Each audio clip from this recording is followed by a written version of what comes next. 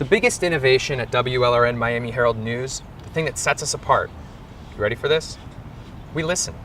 We tune out the world, focus on your voice, and really listen. Lucky for us, Miami has a lot to say.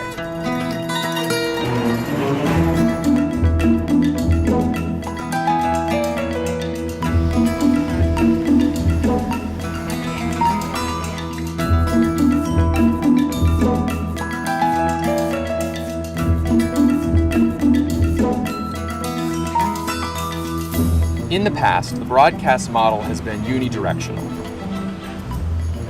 News came down like the voice of God.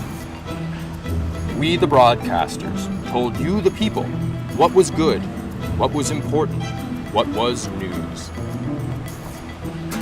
But at WLRN, we're pioneering tomorrow's broadcast model. Communication flows in both directions. WLRN Miami Herald News wants your ideas about what you would do if you were mayor. Tell us by going to WLRN.org or tweet us with the hashtag #IfIWereMayor. In our latest interactive series, If I Were Mayor, we go out to discover what issues matter most to you. If I Were Mayor gives you the power to drive our stories. If I were mayor of Miami. If I were mayor of Key West. If I were mayor of Miami Beach. If I were mayor of Miami.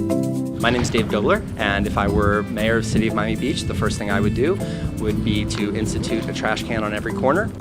Every Sunday for the past 8 weeks, I've been performing a cleanup of the Collins Canal. I go about 1.5 miles to Indian Creek and 23rd, and I clean up the canals, and I document my catch.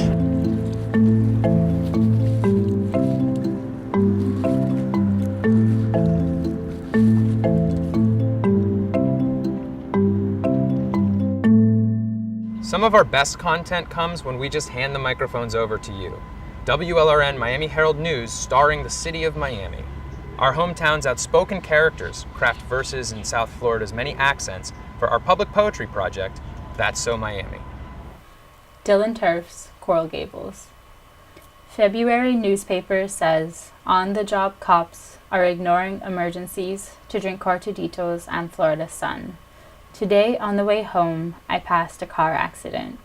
White sedan curved around pole, white van engine folded in.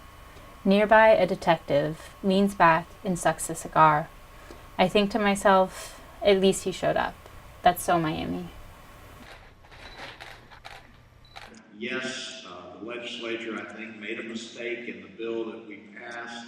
Before Florida's legislative session last year, the WLRN Miami Herald News Town Hall gave you access to some of the state's most powerful lawmakers. About 600 people showed up. We collected hundreds of questions. Some of those questions we turned into assignments for our reporters. This one comes from Nicole Ung of Fort Lauderdale, who's worried about the Citizens United Supreme Court decision and how that could affect. The idea is news as a shared experience. Our most ambitious and successful series are about your stories, your concerns, your questions. Remembering Andrew, an hour-long documentary that 20 years later stitches together voices, memories, first-hand, first-person accounts of Hurricane Andrew, the storm that changed South Florida's landscape forever.